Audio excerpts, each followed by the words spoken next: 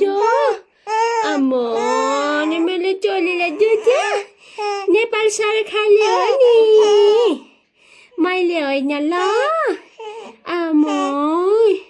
दुध सालाई पैया गर्नुपर्छ ल डाक्टरलाई आम्मो दुख्यो सुनाउनु भएको आमा मेरो बच्चालाई पैया गर्नुपर्छ ल डाक्टरलाई अरू के दुख्यो भन्नु त साह्रै दुख्यो आमा नि हेर्नु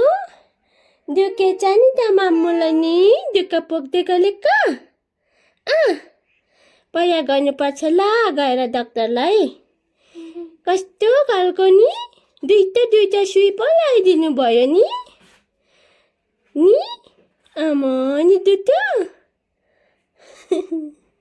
अब निको हुन्छ ल भोलि आज चाहिँ दुख्छ ल भन्नु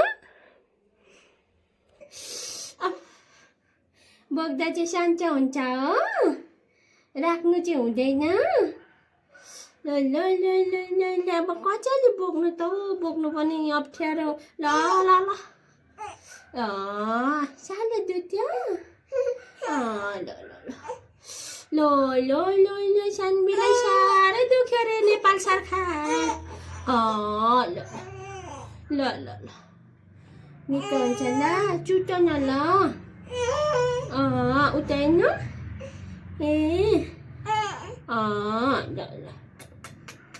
ल चुप लाग्नु हल्ला भयो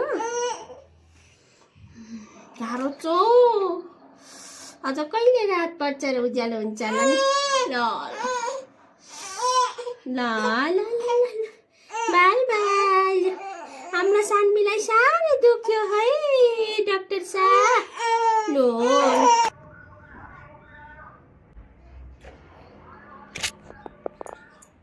बोक्दा चाहिँ सन्च हुने अरे कस्तो बोक्दा गलेरो गाह्रो छ हौ यो सुई हाल्ने दिन चाहिँ नआउनु नि अब हातै गलेर राख्नु नआउने भुइँमा लु हाल्ने बेलामा लु छोरी बोक्नु पर्यो अब के गर्नु एक्लै हुनु पनि गाह्रो छ